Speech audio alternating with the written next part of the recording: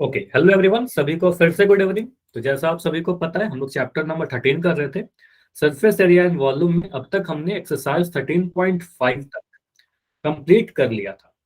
अब आते हैं 13.6 एक्सरसाइज।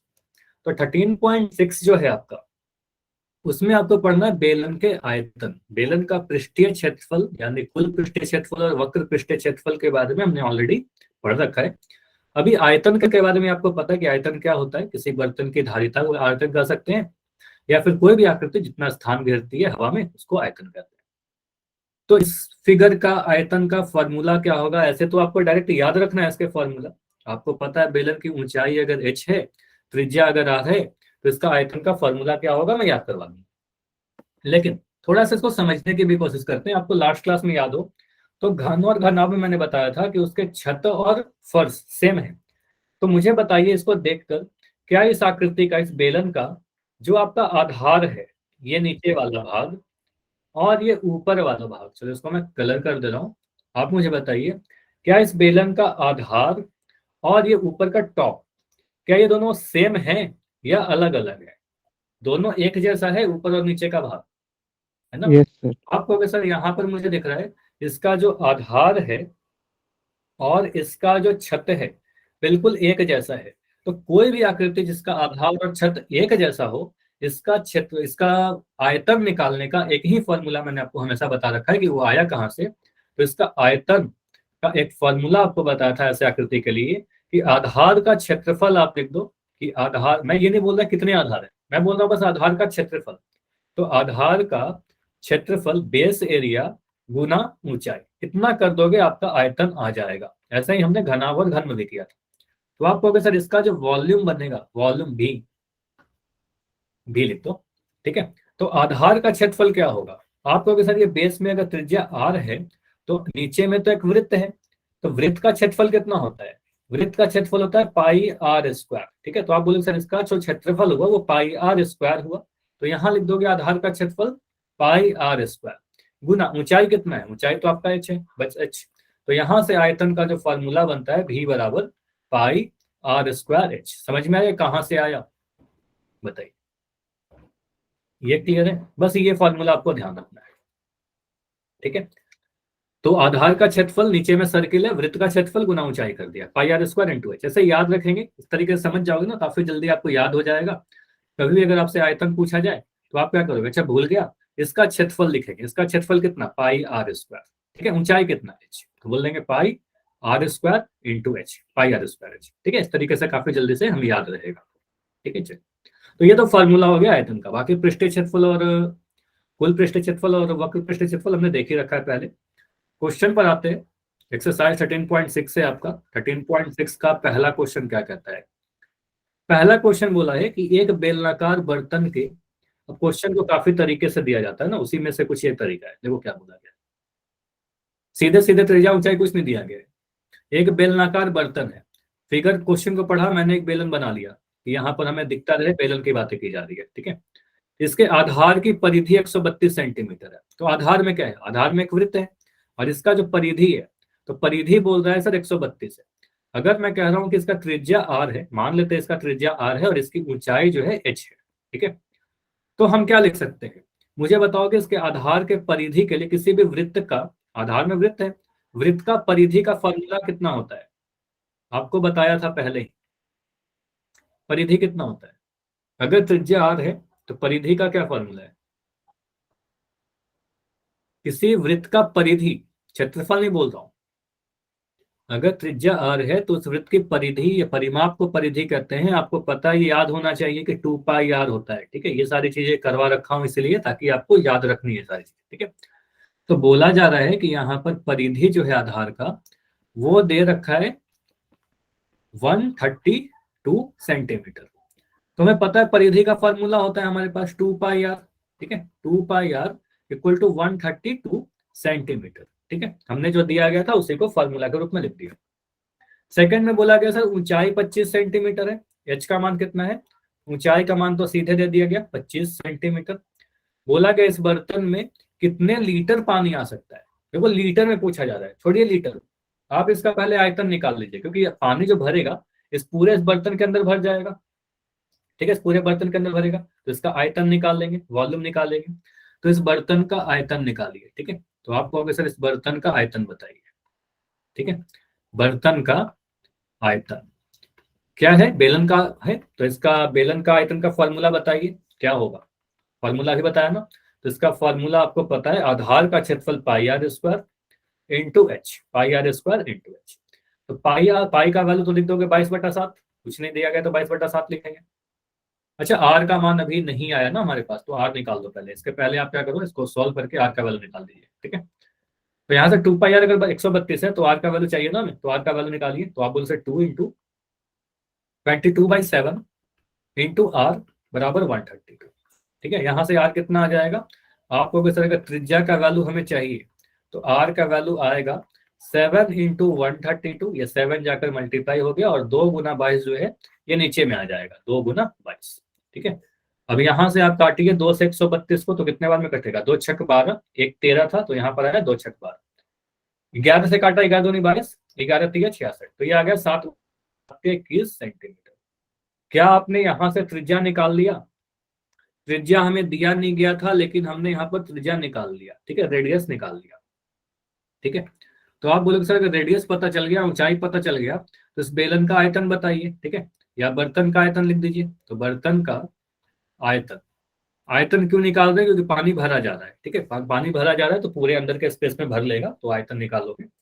आपको पता है, यहाँ पर लिख देंगे पाई आर स्क्वायर एच। पाई का वैल्यू आपको पता है 22/7।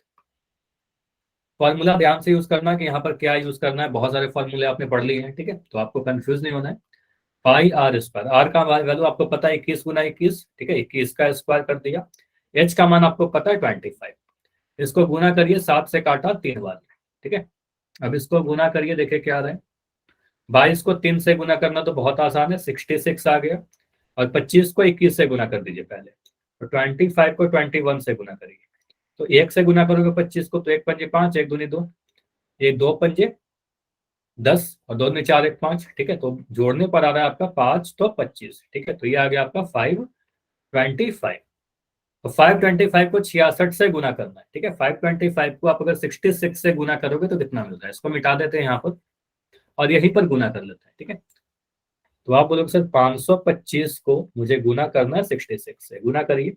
6×5 = 30 का 0, हासिल 3, 6×2 = 12, 12 में 3 जोड़ा 15 का 5, हासिल अब आ गया 1, 6×5 = 30, 1 31, ठीक है, ये आया 3150। इसको काटा, फिर 6 से ही गुना करना है तो मिल जाएगा यहाँ पर 3150 फिर से, तो 0513। इसको जोड़ने पर क्या मिलता है, 0 5 6 4 3, 34650।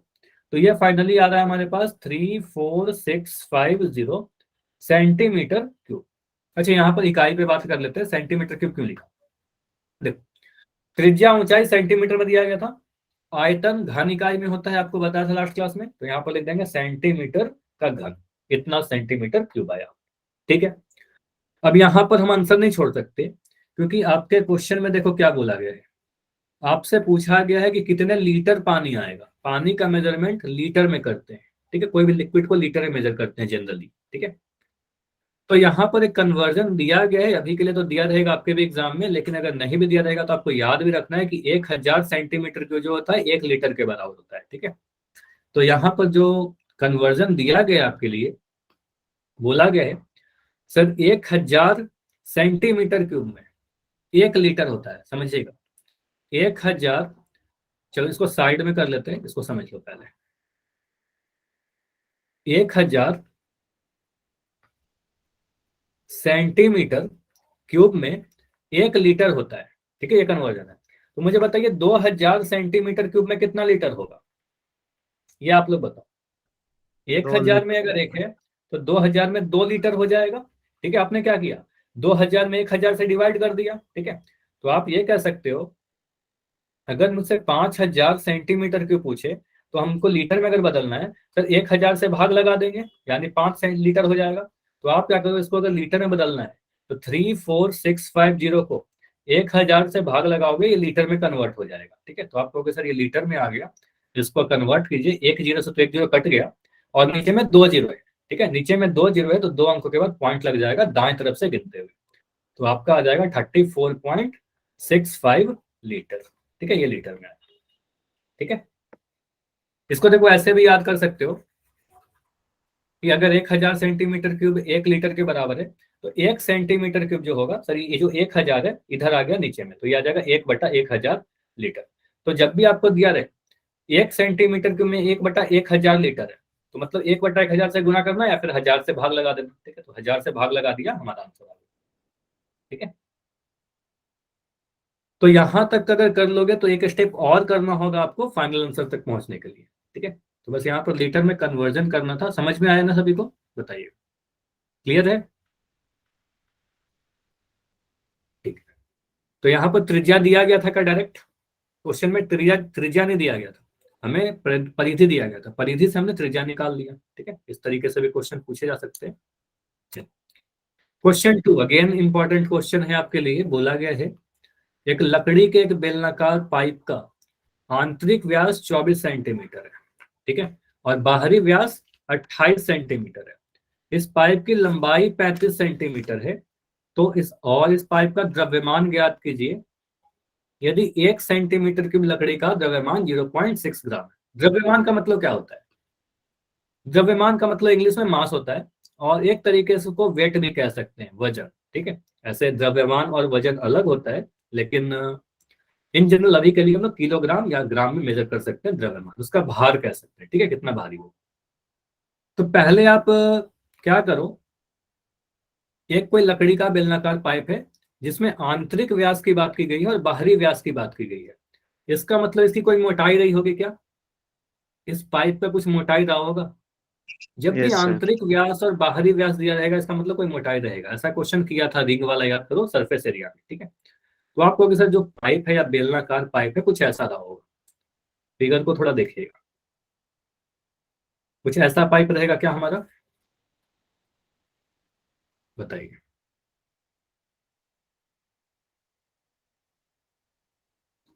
ठीक है, तुम्हारा पाइप कुछ ऐसा है।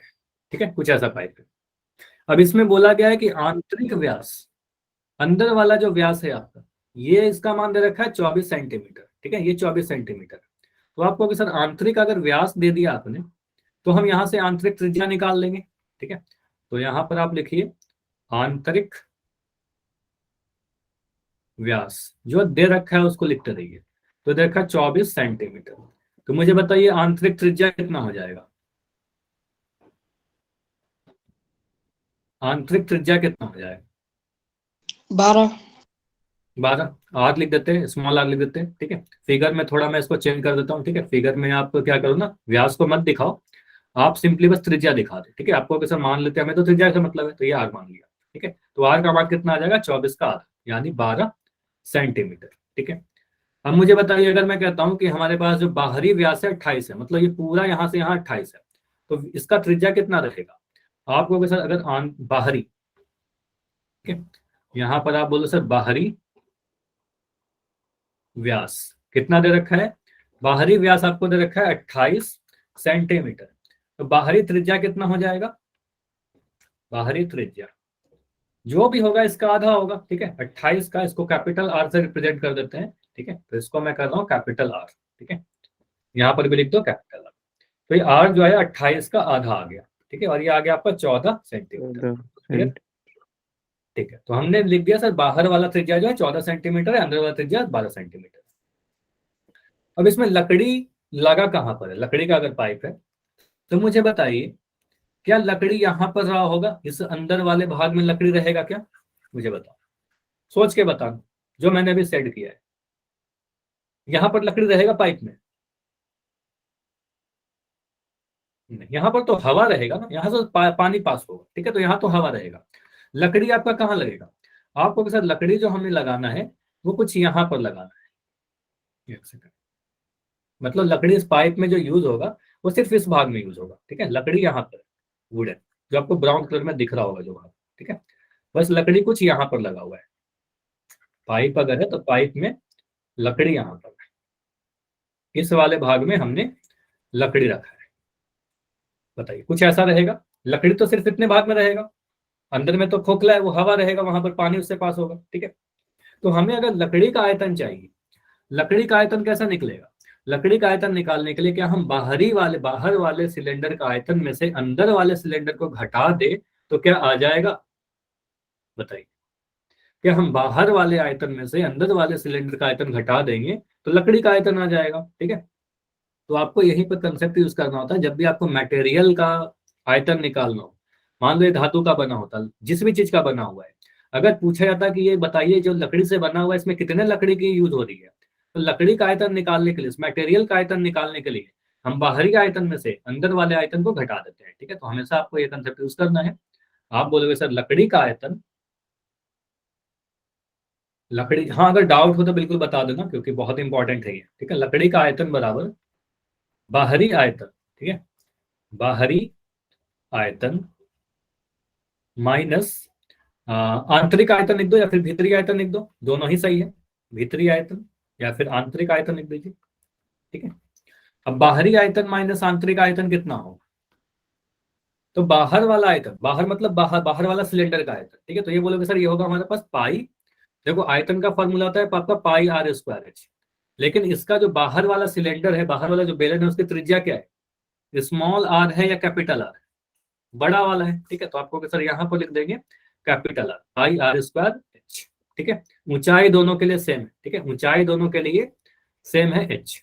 ठीक है, तो यहाँ पर लिख दिया पाई आर स्क्वायर एच माइनस भीतर वाले के लिए क्या होगा? पाई आर स्क्वायर, इस बार देखो स्मॉल आर लिख रहा हूँ, और यहाँ पर एच तो सेम है क्योंकि दोनों ही सिलेंडर का जो ऊंचाई है वो तो एच ही रहेगा, सेम रहेगा। ठीक है, कुछ कॉमन है क्या? तो बिल्कुल आपको दिख रहा होगा सर यहाँ पर भी पाई आया, यहाँ पर भी पाई आया। ठीक है, पाई दोनों जगह आया, एच यहाँ पर भी है और एच यहाँ पर भी है, तो पाई एच कॉमन दिख रहा है। तो पाई एच को हमने कॉमन निकाल दिया तो ब्रैकेट के अंदर क्या बच जाएगा? ब्रैकेट के अंदर आपका बचेगा r square minus are square. Clear? तो ये आया हमारा लकड़ी का आयतन। ठीक है, pi h r square minus are square. अब पाई का वैल्यू कितना पुट करें? पाई का वैल्यू आपको पता है 22/7 पुट करेंगे, ऑफकोर्स 22/7। ऊंचाई कितनी है? देखो कहीं ना कहीं कुछ दे रखा है कि इस पाइप की जो लंबाई है वो 35 सेंटीमीटर है, तो जो पाइप की लंबाई है वो बेलन की ऊंचाई हो जाएगी 35 सेंटीमीटर। ठीक है, तो इसकी ऊंचाई हो जाएगी 35 सेंटीमीटर, तो आपने लिखना है यहाँ पर ऊंचाई बराबर 35, यहाँ लिख दिया हमने 35। R square minus are square दोनों ही आपने निकाला है। कैपिटल आर का मान आपको पता है, बाहरी त्रिज्या 14, ठीक है, 14 का स्क्वायर। अंदर वाले का आर का मान आपको पता है सर, कैपिटल आर का मान 14 है, स्मॉल आर का मान 12 है। ठीक है, तो यहाँ लिख दिया 12 का वर्ग। ठीक है, चाहो तो आप ए स्क्वायर माइनस बी स्क्वायर लगाइए, अदरवाइज डायरेक्ट भी कर सकते हो। 22 गुना 7×5 = 35, कट गया हमारा 5 आ गया, इंटू 14 का स्क्वायर कितना होता है? 14 का स्क्वायर आपको याद है 196, और 12 का स्क्वायर मुझे याद है 144।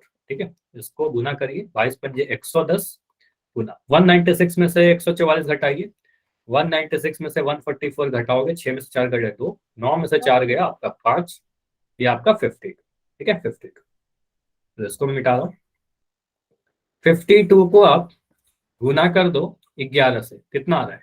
52 को अगर मैं 11 से गुना करूँ कितना मिल रहा है? 52 को अगर मैं 11 से गुना करूं तो आपको मिलेगा 52, यहां पर जाएगा 52, ये 2 7 5 572। ठीक है, 572।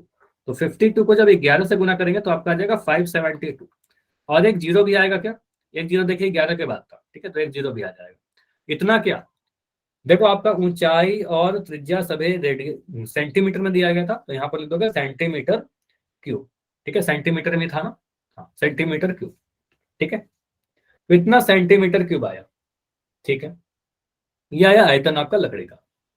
अब क्वेश्चन को देखिए, क्वेश्चन में बोला गया है कि आपको द्रव्यमान बताना है, इसका भार बताना है।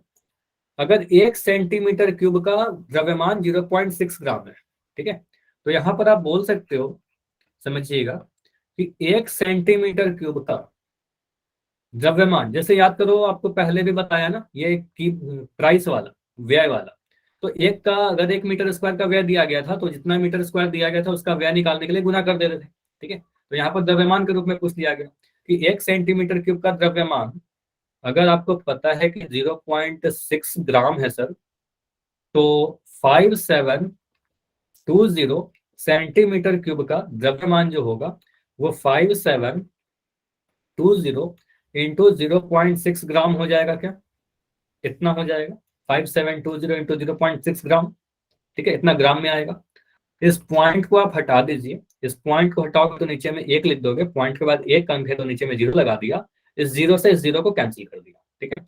बस 572 को 6 से गुना करिए, तो 572 को आप अगर 6 से गुना करोगे क्या मिलेगा? 6 दूनी 12 का 2, हासिल 1, तचक 42 तक 43 का 3, हासिल 4, 6 पंजे 30, 4 34, तो यार आपका 3432 क्या ग्राम, इतना ग्राम बताइए, 3432 ग्राम। क्लियर? ओके। अब एक मैं छोटा सा चीज आपसे पूछ रहा हूँ, इतना आंसर आ गया आपका, ठीक है, लेकिन इतना आंसर नहीं है आपके बुक में, क्यों नहीं है समझना, ध्यान से सोचना। अगर मान लो हमारे पास कोई सामान खरीदना हो, बहुत हल्का सा सामान खरीदना हो, तो हम उसको ग्राम में मेजर करते हैं। जैसे कई बार आप छोटी छोटी चीज लेने जाते हो ना, तो आप कहते हो सर 100 ग्राम, 200 ग्राम, 50 ग्राम ऐसा यूज करते हो। कुछ किराना अगर लेने जाते हैं, ठीक है, मार्केट से कुछ किराना लेने जाते हैं, अगर बहुत कम अमाउंट लेना हो तो हम कहते हैं 250 ग्राम, 100 ग्राम, 50, 20 ग्राम ऐसा बोलते हैं ना, कि नहीं बोलते हैं? ठीक है।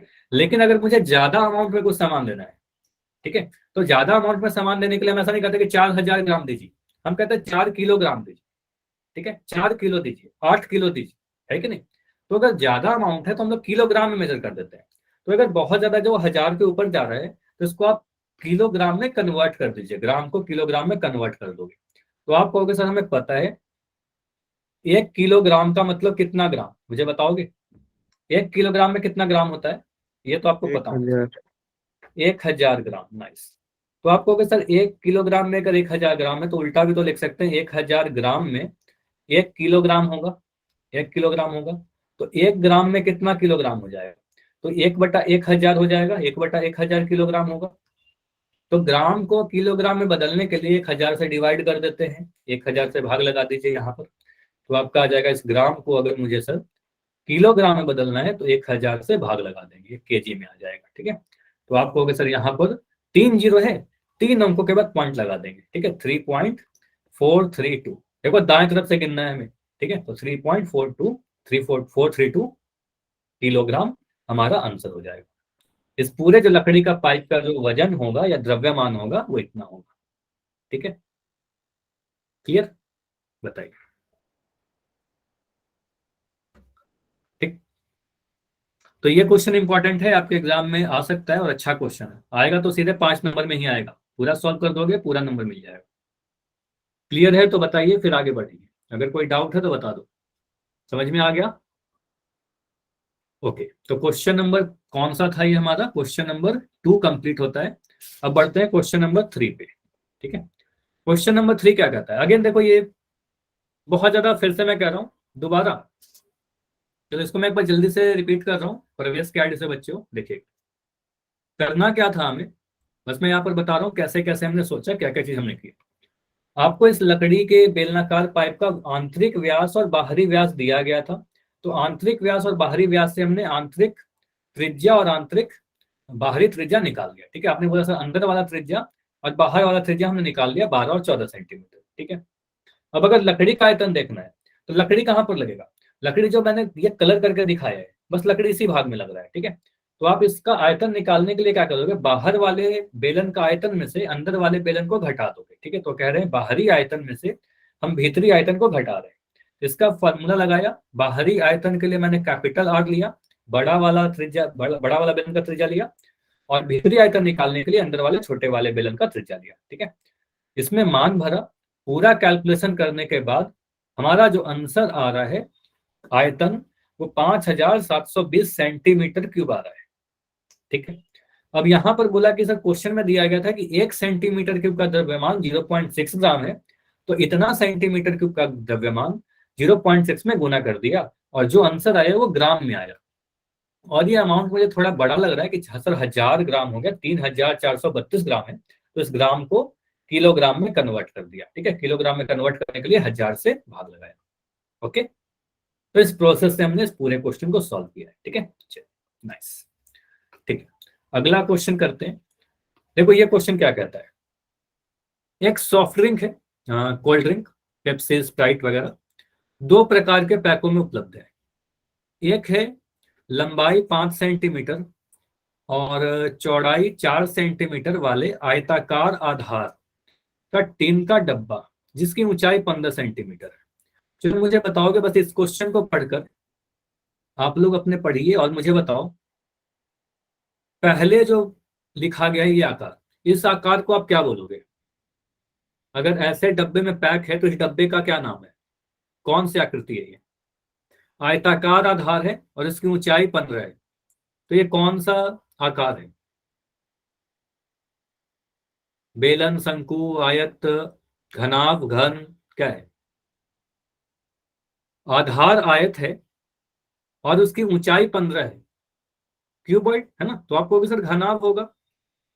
तो इसका मतलब पहले भाग में जो लिखा गया है वो घनाभाकार डब्बा है, ठीक है। तो आपको भी सर पहले पार्ट में जो आपका डब्बा बना है वो घनाभ के आकार का है, क्योंकि आप देखो यहाँ पर एक कुछ ऐसा आयताकार बेस है और इसके ऊपर हमने क्या किया, कुछ ऊंचाई इसको दे दिया, ठीक है। तो इसको कुछ ऊंचाई दे दिया तो कुछ ऐसा डब्बा हमारे पास बन रहा है, ठीक है, कुछ ऐसा पैकिंग हो रहा है, ठीक है, कुछ ऐसा डब्बा बन रहा है क्यूबॉइड के शेप में, ठीक है, घनाभ के शेप।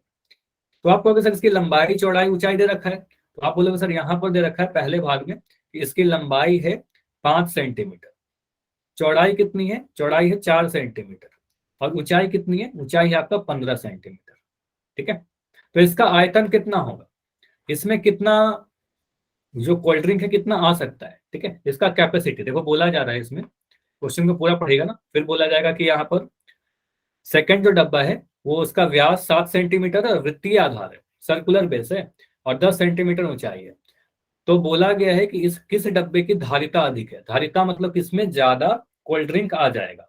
तो आयतन की बातें हो रही है, ठीक है। तो आयतन निकालिए दोनों फिगर का। तो आपको सर पहले वाले डब्बा का अगर हम आयतन निकालें तो घनाभ का आयतन का फॉर्मूला क्या होता है? घनाभ का आयतन के लिए फिर आप बोलोगे सर फॉर्मूला लास्ट क्लास में इसका क्वेश्चन किया था, L into B into H, लंबाई गुना चौड़ाई गुना ऊंचाई। इसको सॉल्व करने पर क्या आ रहा है? 5 गुना 4 गुना 15, ठीक है। 5 को 4 से गुना करेंगे, 5 चौके 20 गुना 15 और ये आपका आ रहा है 15 गुना 30, 300 और सेंटीमीटर क्यूब। क्या इतना आ रहा है बताइए? ये क्लियर है? हमने घनाभ का आयतन निकाल लिया, ठीक है। अब दूसरा डब्बा को देखिए। दूसरा जो डब्बा है बोला है व्यास 7 सेंटीमीटर वाले वृत्तीय आधार और 10 सेंटीमीटर ऊंचाई वाले प्लास्टिक का बेलनाकार डब्बा है। मतलब आपका अगर दूसरा जो डब्बा है कुछ ऐसा है, दूसरा डब्बा कुछ ऐसा है, ठीक है, कुछ ऐसा। तो आप कहोगे सर इसका जो ऊंचाई है, ऊंचाई दे रखा है 10 सेंटीमीटर, एच बराबर 10 सेंटीमीटर, ठीक। और व्यास कितना है? व्यास दे रखा है 7 सेंटीमीटर। तो व्यास अगर 7 है तो त्रिज्या कितना हो जाएगा? 7 का आधा हो जाएगा, ठीक है। तो आपको यहाँ पर त्रिज्या लिख देंगे, त्रिज्या बराबर 7/2 सेंटीमीटर, ठीक है। तो इसका 3.5 मत लिखो, उतना करोगे तो कैलकुलेशन लंबी हो रही है, उससे बेटर 7/2 लिख के छोड़ दीजिए, ठीक है। और यही आपको सीखना, छोटी छोटी चीजें, ठीक है। 7/2 लिख के उसको छोड़ दो। अब यहाँ पर क्या करो ना, आपको सर इसका आयतन निकाल लेते हैं कि इसमें कितना कोल्ड ड्रिंक आ पाएगा, ठीक है। इसकी धारिता निकालिए। तो इसकी अगर आयतन हम निकालें, इस फिगर का आयतन आप निकालोगे तो इसका फॉर्मूला भी आपने पढ़ा, पाई आर स्क्वायर इंटू एच, ठीक है। आधार का क्षेत्रफल इंटू ऊंचाई, ठीक है। तो आपको सर 22/7 रखे पाई का मान, आर स्क्वायर का मान 21/2 गुना 21/2, ठीक है, गुना एच। तो एच का मान कितना? एच का मान 10 है, ठीक है। इसको सॉल्व करने पर कितना आ रहा है? इसको सॉल्व करिए, देखिए कितना आ रहा है। तो 7 से कटा 21 3 बार में, ठीक है। 2 से कटा हमारा 22 11 बार में, इस 2 से कटा हमारा 10 5 बार में, ठीक है, ठीक है। तो यहां से आपका आ जाएगा 33 गुना 21 को 5 से गुना करिए, 21 को 5 से गुना करोगे 5 एकम 5, 5 दूनी 10, 33 गुना 105, ठीक है। 33 गुना 105 करके कितना मिल रहा है? 105 लिख दीजिए यहाँ पर। हाँ बताइए। 21/2 की जगह 7/2 नहीं आएगा क्या? 7/2 आएगा। कहाँ पर? अच्छा 21/2 लिख दिया, 21/2 कहाँ से? ठीक है ठीक है ठीक है, 21/2 मैंने लिख कहाँ से दिया? कोई बात नहीं, थोड़ी सी मिस्टेक है, थैंक्स बताने के लिए, ठीक है। तो यहाँ पर आपका आ जाएगा पाई का मान 22/7 और आर स्क्वायर, आर का मान 21/2 नहीं था, 7/2 था यहाँ पर, ठीक है, 7/2। तो यहाँ लिखना है आपको 7/2 इंटू 7/2 इंटू एच का मान कितना है, एच का मान हमारा 10 है। अभी सही है, अगर आपने लिख लिया था 21/2 तो सॉरी उसके लिए आप इसको काट कर सही कर लीजिए, ठीक है। तो 7/2 इंटू 7/2, तो यहाँ से 7 काटा, अब 2 से काटा 22 को कितने बार में कटेगा, 2 से 22 को काटा 11 बार में कटेगा। 2 से काटा 10 को कितने बार में कटा, 2 से काटा ये 5 बार में कटेगा, ठीक है। तो ये आपका आ रहा है 11 इंटू 35, 11 इंटू 35, 11 को 35 से गुना करेंगे क्या मिलेगा, 35 इंटू 11, तो मिल रहा है 35, फिर 1 से गुना करोगे फिर से मिल जाएगा 35, मिल रहा है 5 8 3, तो ये आपका आएगा 385 सेंटीमीटर क्यूब। अब मुझे बताइए कि कौन से डब्बे का धारिता आपको ज्यादा दिख रहा है, डब्बा नंबर 1 या डब्बा नंबर 2, पहला है टाइप, ये दूसरा टाइप है। दूसरा। घनाभ का ज्यादा, 2 का ना, तो यहाँ पर 385 दिख रहा है, घनाभ का कैसे ज्यादा है, बेलन का ज्यादा है, ठीक है। तो बेलन का ज्यादा है, और पूछा जा रहा है कितना अधिक है, तो कितना अधिक है बताइए, एक का 300 एक का 385 है, तो 85, ठीक है। 85 क्या, 85 centimetre cube sir. Centimetre cube, nice. तो आप कहोगे सर यहां पर लिख दोगे, हमें लिखना होगा फाइनल आंसर, बेलनाकार डब्बे का धारिता 85 सेंटीमीटर क्यूब, ये 385 में से 300 घटा दिया, 300 मीटर क्यूब अधिक है, ठीक है। तो आपसे पूछा जा सकता है किसका अधिक है और कितना अधिक है, तो दोनों ही आंसर आ गया, किस दिख गया सर, बेलनाकार का अधिक है और 85 सेंटीमीटर के अधिक है, इसको अंडरलाइन कर देना, ये सबसे इंपॉर्टेंट है हमारा आंसर, ठीक है। ये क्लियर है, क्वेश्चन आसान सा था, आ सकता है, ठीक है।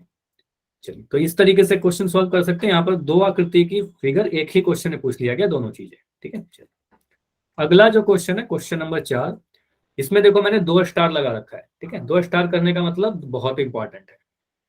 यहाँ पर क्या बोला गया है क्वेश्चन में लिखा गया यदि एक बेलन का पार्श्व पृष्ठीय क्षेत्रफल 94.2 सेंटीमीटर स्क्वायर है। अब पार्श्व पृष्ठीय क्षेत्रफल क्या होता है, देखो बेलन का जो आपने बोला सर पार्श्व पृष्ठीय क्षेत्रफल तो कुछ नहीं होता है बेलन में, वक्र पृष्ठीय क्षेत्रफल होता है। तो बेलन का जो वक्र पृष्ठीय क्षेत्रफल होता है, समझना है, अगर मैं घनाभ की बात करूं, कंपेयर करिए समझ में आ जाएगा।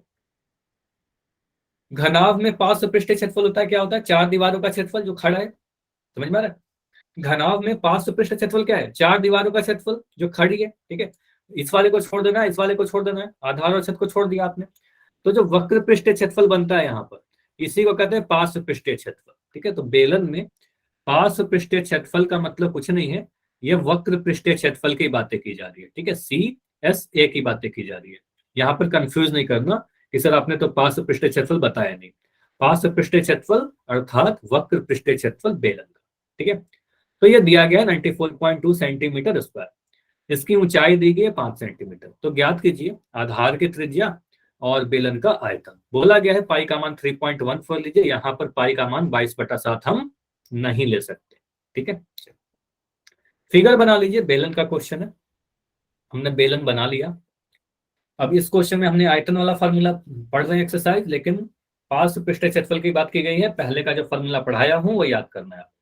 मुझे बताइए किसी बेलन का पार्श्व पृष्ठीय क्षेत्रफल या वक्र पृष्ठीय क्षेत्रफल का फॉर्मूला याद है कि आपको क्या होता है, अगर इसकी त्रिज्या r है, ऊंचाई अगर h है, अगर हमने मान लिया, तो इसका वक्र पृष्ठीय क्षेत्रफल 2πr, वेरी नाइस। तो आपको अगर सर यहाँ पर जो दे रखा है CSA, गिवन है CSA equal to 94.2 centimetre square, ठीक है। CSA का फॉर्मूला आपको पता है 2πRh, 2πRh बराबर 94.2 सेंटीमीटर स्क्वायर, ठीक है। मान भरिए यहाँ पर जिसका जिसका भी मान आपको पता है, 2 का मान 2, पाई का मान हम 22/7 रख दे, क्या बताओ, ये सही किया, फिर से सोच के बताइए। देखो अगर 22/7 रखोगे ये क्वेश्चन सॉल्व नहीं होगा, प्रॉब्लम हो जाएगी, क्योंकि क्वेश्चन में बोला गया है कि आपको 3.14 लेना है जरूरी यहाँ पर, ठीक है। तो आपको बताना है, बोलना है कि 3.14 लीजिए, ठीक है। तो पाई का मान लिख देंगे 3.14, नहीं दिया रहेगा तो 22/7 ले लेते हैं, कोई दिक्कत नहीं था, इंटू आर। तो आर का मान नहीं पता, हमें आर का मान बताना है, त्रिज्या बताना है, ठीक है। तो आर की जगह पर आर लिख दिया। अच्छा चलो इसको मैं दूसरे कलर से लिख दे रहा हूँ, आर, ठीक है। गुना में एच का मान कितना है, एच का मान दिया गया है ऊंचाई 5 सेंटीमीटर, ठीक है, 5 सेंटीमीटर। तो एच का मान भी दे रखा है, यहाँ पर लिख दोगे 5 बराबर 94.2। इसको सॉल्व करिए, जितने भी चीजें आर के अलावा लिखे गई हैं यहाँ पर सारे के सारे आर के साथ गुना में है, दूसरी तरफ जाकर सारी डिवाइड हो जाएंगे, ठीक है। तो आप बोलोगे सर यहाँ पर हमें लिखना होगा 94.2 बाई 2 इंटू 3.14 इंटू 5। देखो इसको देखकर ना घबराना नहीं है, बहुत ही सिंपल सा चीज होता है। इसको देखो कितना आसानी से सोल्व हो जाएगा। आप बोलोगे सर इस पॉइंट ऊपर में पॉइंट है, इस पॉइंट को आपने हटाया तो नीचे में सुटेबल नंबर से गुना करेंगे, हमेशा आपको बता रखा है। नीचे में कुछ कितना से गुना करेंगे मुझे बताओगे? 10 से पॉइंट सर। 10 से। Very nice. आपको सर पॉइंट को हटाया, एक लगा दिया, पॉइंट के बाद एक अंक था तो एक जीरो लगा दीजिए। अब 3.14 नीचे में देखे 3.14 है, इसका भी पॉइंट हटाना है, तो इस पॉइंट को हटा के क्या करेंगे, ऊपर में गुना करेंगे। ऊपर में कितना से गुना करेंगे? 100 से, ठीक है। तो आपको पता सर यहाँ पर 100 से गुना कर देंगे, सिंपल। तो सारे दशमलव हट गए, सारे दशमलव हट गए। अब मैं क्या कर रहा हूँ यहाँ पर, जीरो से तो पहले जीरो को काटा, जो सबसे पहले दिख रहा है उसको काट दिया, ठीक है। 5 दिख रहा है, ऊपर में 10 दिख रहा है, 5 से 10 को काट दूं। या चलिए मुझे एक चीज और दिख रहा है, चलो 5 से ही काट दो। 5 से काटा 10 को, 2 बार में कटा, इस 2 से 2 कट गया, ठीक है। अब 942 सिवा क्या बचा? 942 बाई 314। 942 बाई 314 कितना आएगा? इसको कैसे काटे? क्या 942 और 314 दोनों ही 3 से कट रहा है? सॉरी, दोनों ही 2 से कट रहा है? बताइए, 2 से कट रहा है ना, तो आप इसको काटिए। 2 से इसको काटो, कितने बार में कट जाएगा? 2 से काटा, तो इसको मैं काट ही लेता हूँ। 2 से 942 को काटा, या चलो यहाँ पर एक बार मैं इसको ट्राई करूँ। यहाँ पर ये दिख रहा है, चलो यहाँ पर समझिएगा। क्या यहाँ पर 314 आपको दिख रहा है? 314 में मैं कहूँ 314 कितने बार में 942 से कट सकता है? तो 3 का टेबल में 9 कितने बार में आएगा? 3 के टेबल में 9 कितने बार में आएगा? 3 बार में। 3 3 9।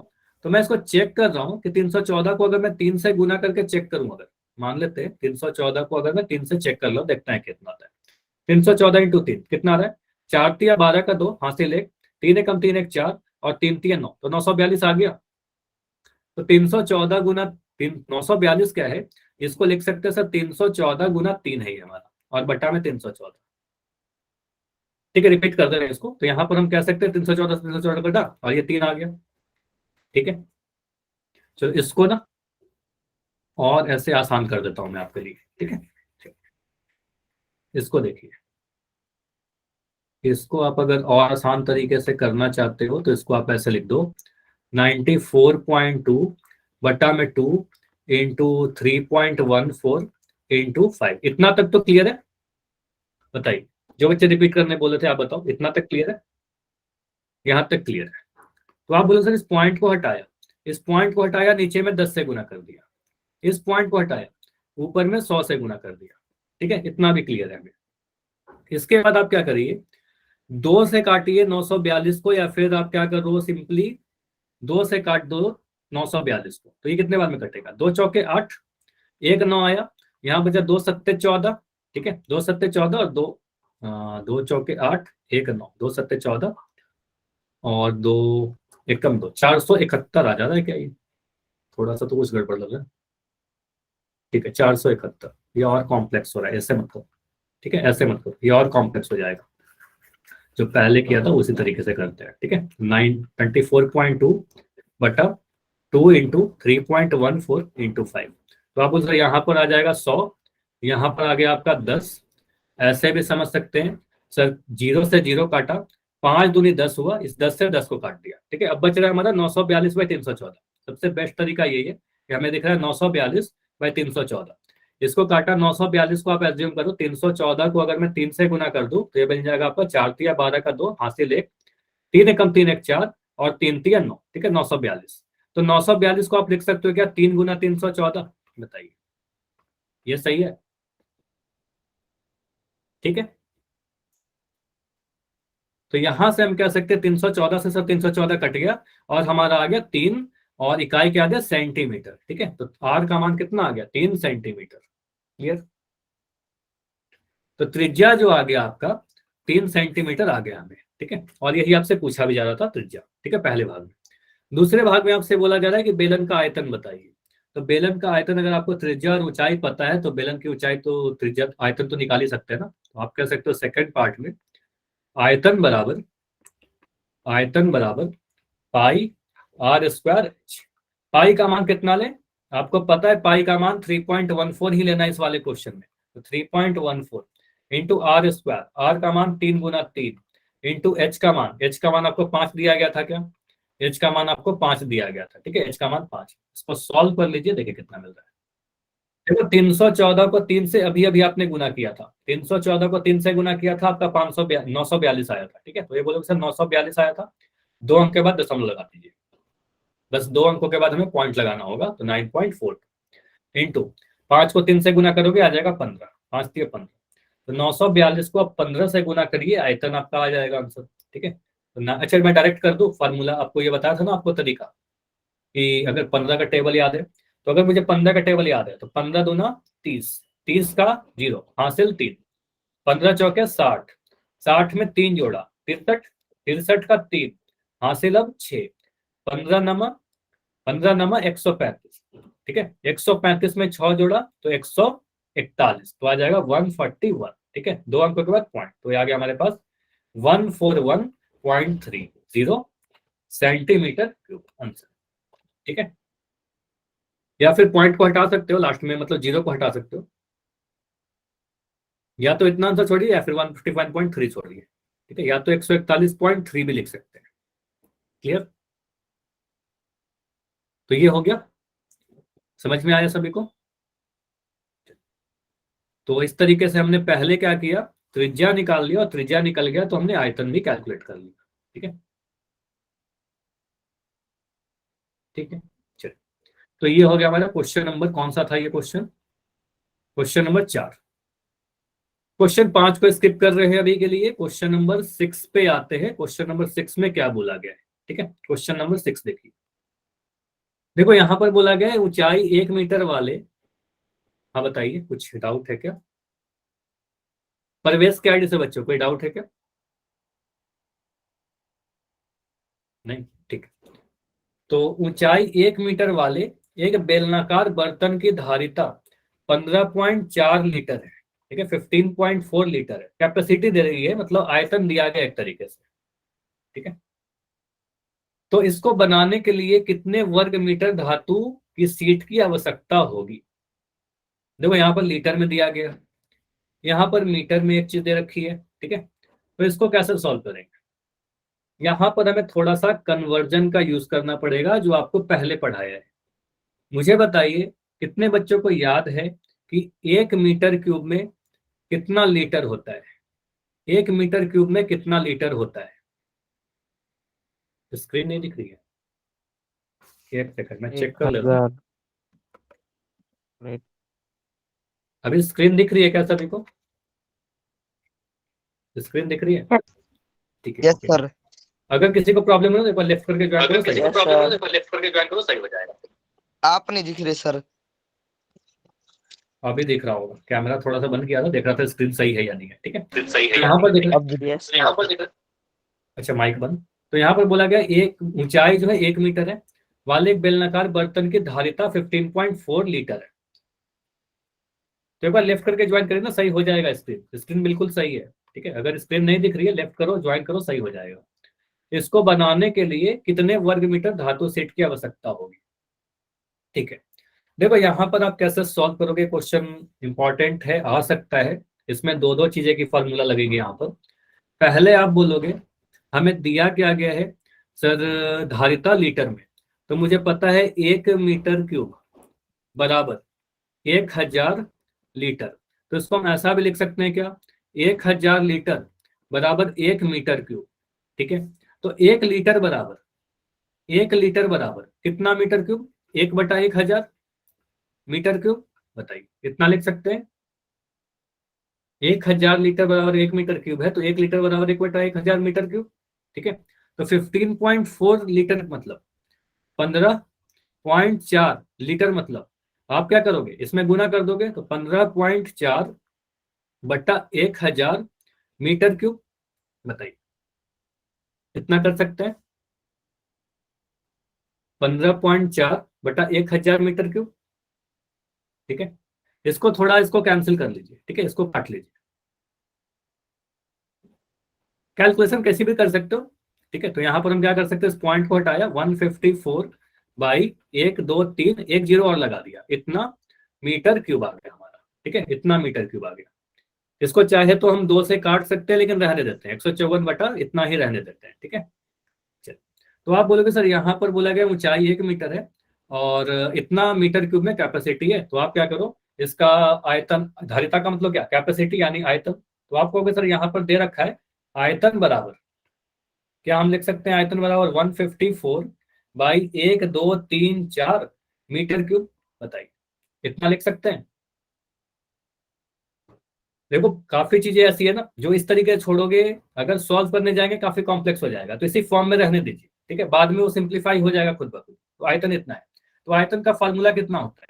बेलन का आयतन का फॉर्मूला होता है πr²h। ठीक है, तो यहाँ पर लिख दीजिएगा πr²h बराबर 154/1 के बाद 4 जीरो। ठीक है, 4 जीरो मीटर क्यूब। ठीक है, यहाँ पर वैल्यू पुट करिए, किसका पुट करोगे, एच का मान। एच का मान 1 दिया गया है क्वेश्चन में, तो आप कहोगे सर एच का मान, ऊंचाई का मान 1 है, तो इसका मतलब कह सकते हैं पाई इंटू आर। पाई का भी मान डाल दीजिए, तो पाई का मान आपको पता है 22/7 गुना r² गुना 1 बराबर 154/1000।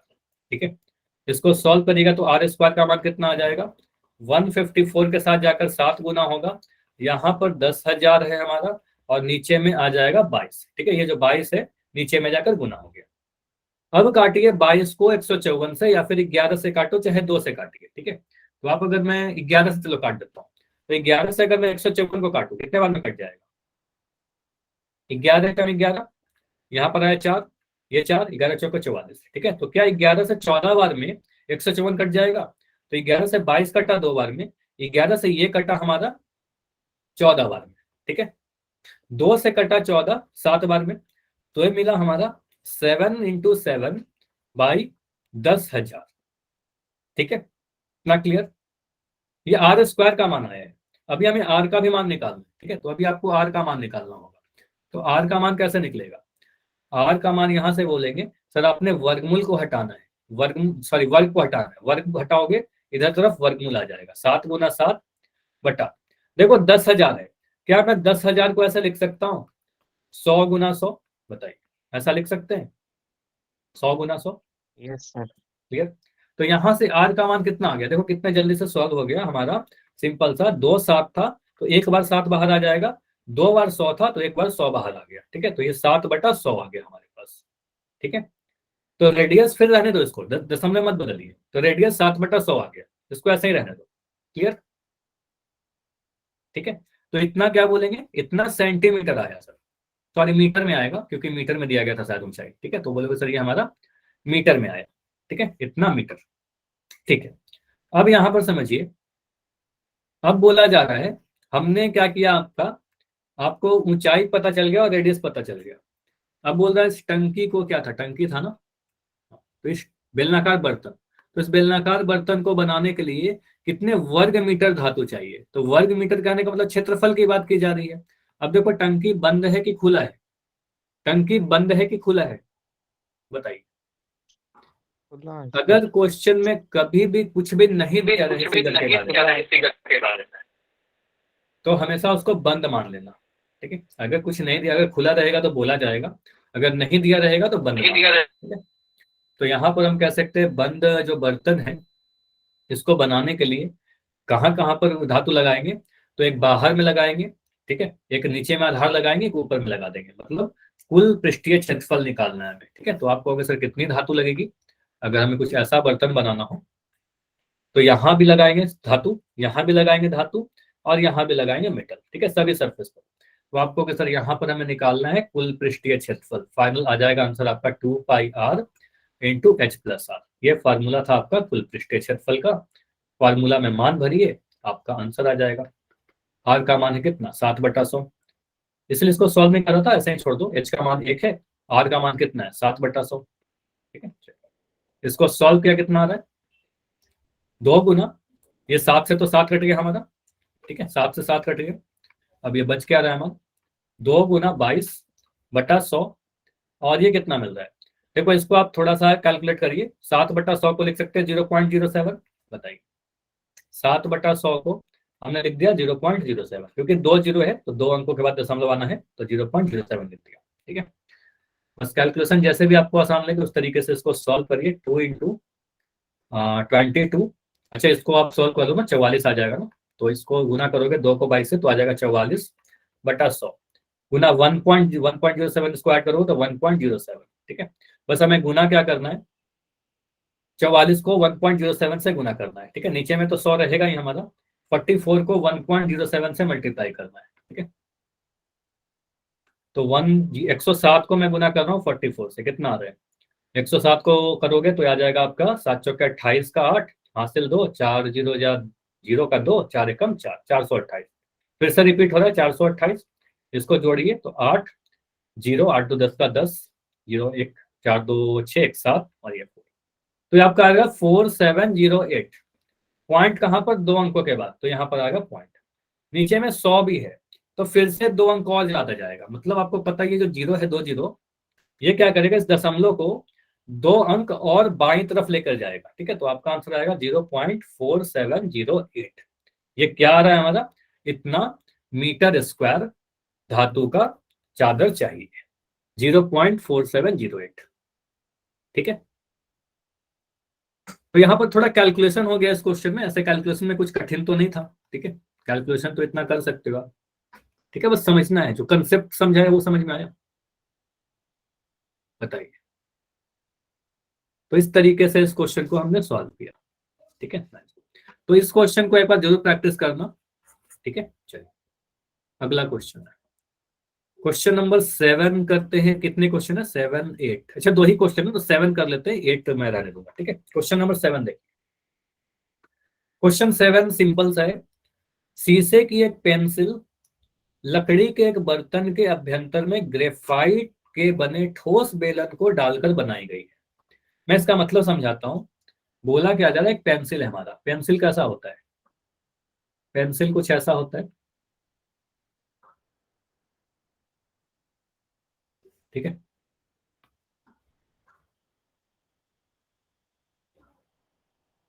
स्क्रीन नहीं रुकी, स्क्रीन अगर रुक रही है तो आप लेफ्ट करके ज्वाइन करिए, सही हो जाएगा, स्क्रीन बिल्कुल प्रॉपर है,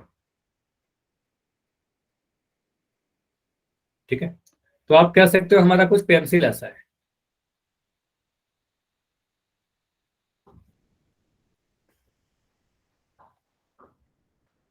ऐसा कुछ पेंसिल है, ठीक है।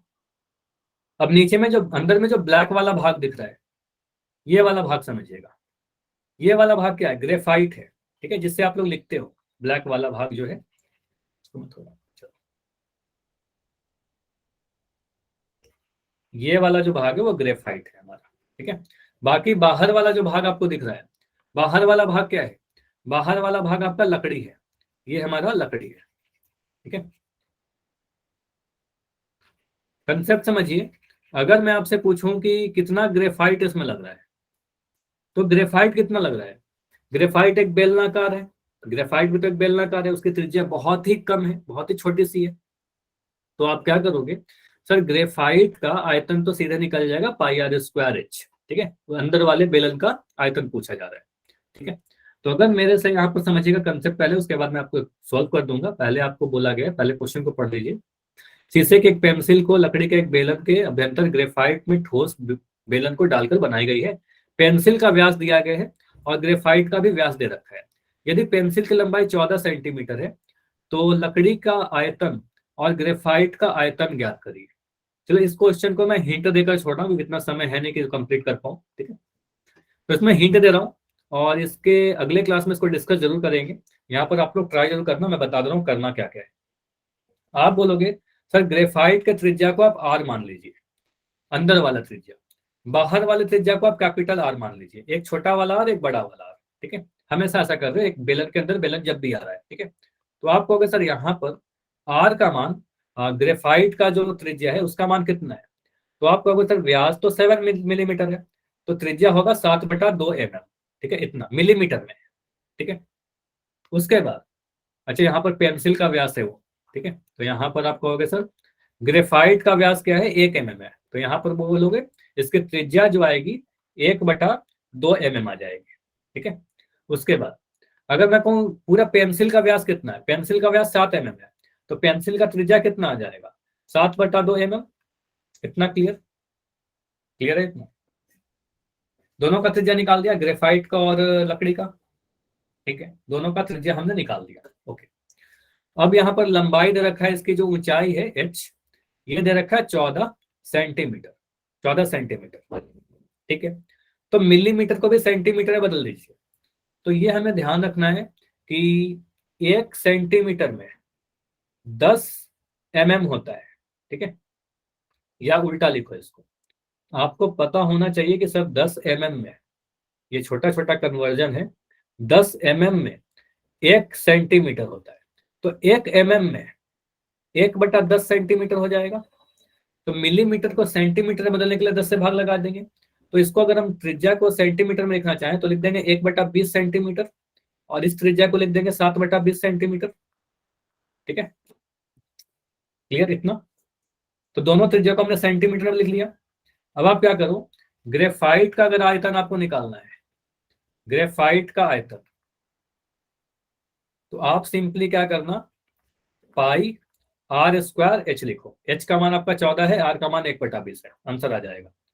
अगर आपको निकालना है पेंसिल का आयतन, सॉरी लकड़ी का आयतन, लकड़ी का आयतन पूछा जा रहा है, तो लकड़ी का आयतन के लिए क्या करेंगे, लकड़ी का आयतन जो होगा वो कहोगे सर बाहर वाला में से πr² h में से अंदर वाले को घटा दीजिए, ठीक है। तो यहाँ से πh आपका कॉमन आएगा, πh कॉमन आएगा, ये r² - r², इसको सॉल्व करिएगा, आंसर आपका आ जाएगा, ठीक है।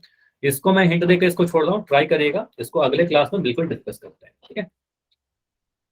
ट्राई जरूर करना पहले, ठीक है, एक बार आंसर खुद से लाने की कोशिश करना, इसको मैं सॉल्व कर दूंगा अगले क्लास में, ठीक है। समय नहीं है कि इसको ट्राई करो, अदरवाइज कर देता हूँ, ठीक है। चलिए, अगर कोई डाउट है बाकी किसी क्वेश्चन में, अब तक के कितने क्वेश्चन, जितने भी क्वेश्चन है उसमें डाउट है तो बताइए। सर हाँ,